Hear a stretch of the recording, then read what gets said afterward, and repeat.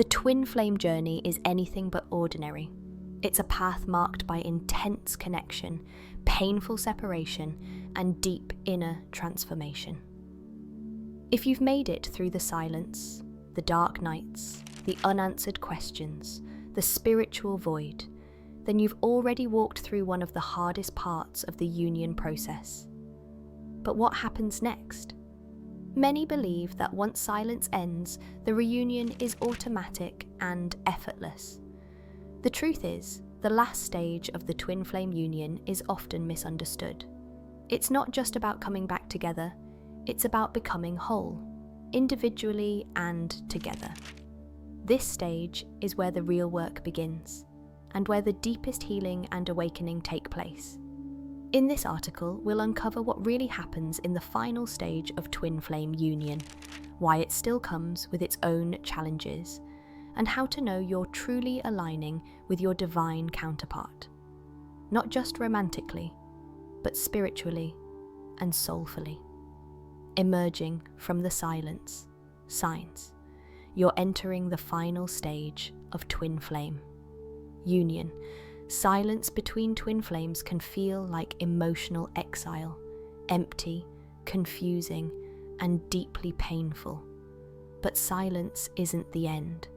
In fact, it often acts as a sacred pause, a necessary space for both souls to grow, awaken, and shed the wounds that once blocked true union. When that silence starts to lift, subtle and not so subtle signs begin to appear, indicators that you may be stepping into the final, most transformative stage of the twin flame journey. Here are key signs you're emerging from the silence and entering the last stage of union. Inner peace replaces obsession. Where once there was longing, confusion, or desperation, there's now a quiet inner knowing. You're no longer consumed by their absence. Instead, you feel whole within yourself, and that wholeness draws your counterpart back. Unexpected communication resumes. The return of communication is often gentle at first. A dream, a message, or an energetic nudge.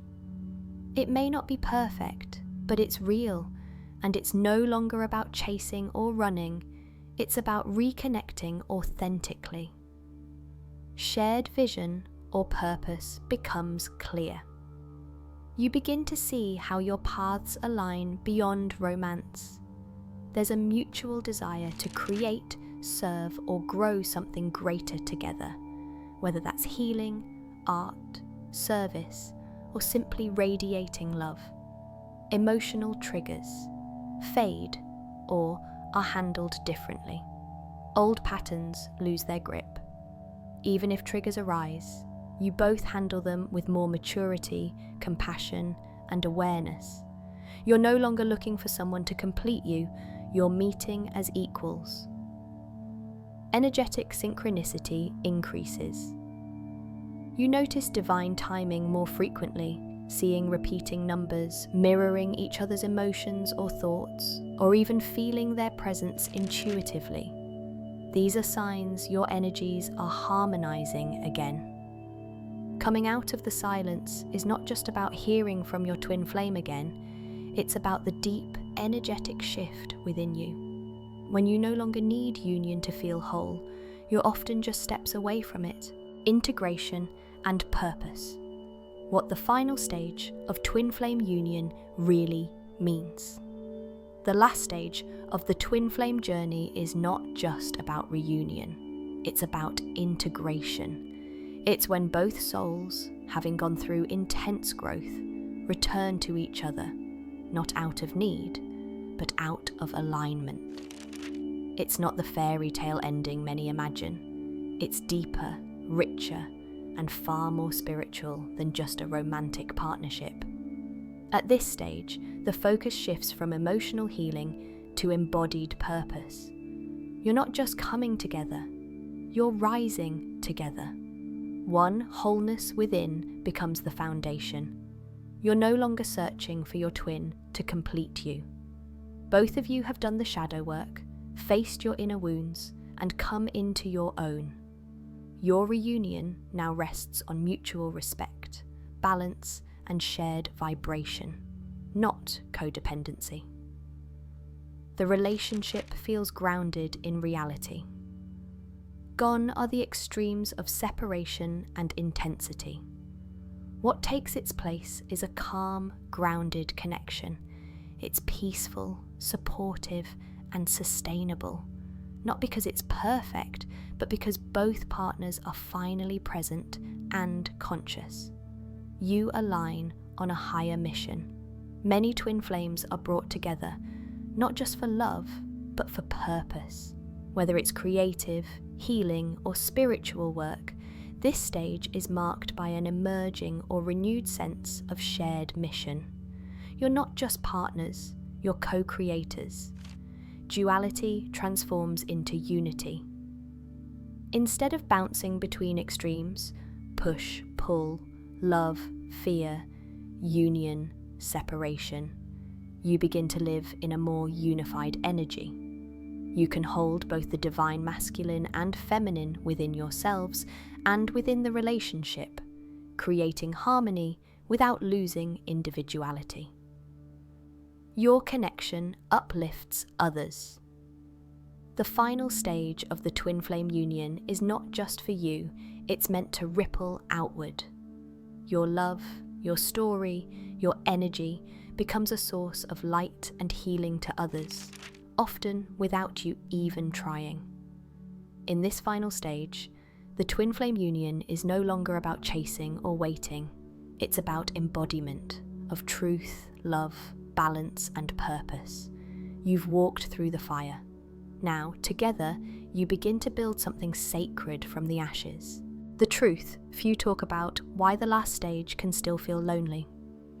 Reaching the final stage of the twin flame journey is often seen as the happily ever after. But the reality is more complex.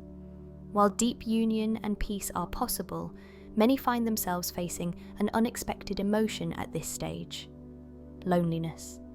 It's not the loneliness of separation, it's the kind that comes from becoming more spiritually awake, more aware, and more energetically sensitive.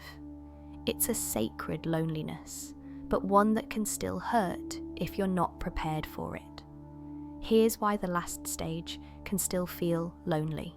Even in union, you've outgrown many connections. Your vibration has shifted. You've let go of old patterns, environments, and even people who no longer align. While this clearing is necessary, it can leave you feeling isolated, even from those who once felt close. The work never fully ends. Even in union, growth continues. Triggers can still appear, shadows still need attention, and inner work still calls. At times, it can feel like you're doing the heavy lifting alone, even when your twin is present. Few truly understand the journey. Unless someone has walked the twin flame path themselves, it's hard for them to understand its depth. That can make it difficult to talk openly, leading to feelings of emotional disconnection from the outside world. Spiritual expansion can be disorienting. In the final stage, your energy is expanding rapidly. This can create a sense of being in between worlds, not fully anchored in the old, not yet stabilized in the new. It's a beautiful but lonely stretch of the soul's evolution. You're learning to love without clinging. You've surrendered the need for constant validation or presence. That emotional independence is empowering, but it can also leave you wondering where your place is, especially in a world that glorifies attachment. Feeling lonely in the last stage doesn't mean something is wrong. In fact, it often means something very right is happening. You're learning to stand whole in your light, to hold space for your twin without losing yourself, and to trust that the love you share is deeper than any temporary emotion. Love without fear, rebuilding trust after twin flame silence. The silence between twin flames often feels like a death, the death of connection, clarity, and at times, hope. But when silence ends and the energies begin to realign, something extraordinary emerges. The opportunity to love again, this time without fear. Reunion doesn't magically erase what happened during separation. The unspoken pain, the distance, and the abandonment wounds still linger. What shifts, however, is your readiness, your soul's maturity to approach love not from a place of need or survival, but from truth, balance, and conscious choice. Rebuilding trust after twin flame silence is sacred work. Here's how it begins. Acknowledging the wound without reopening it. You don't need to rehash every detail of the silence, but you do need to honor its impact. Healing begins when both people validate the pain that occurred without defensiveness or denial. This is not about blame. It's about recognition, leading with vulnerability, not ego. Walls may have protected you during separation, but they won't serve you now. Rebuilding trust means showing up raw and open, risking being seen again, even when it's scary.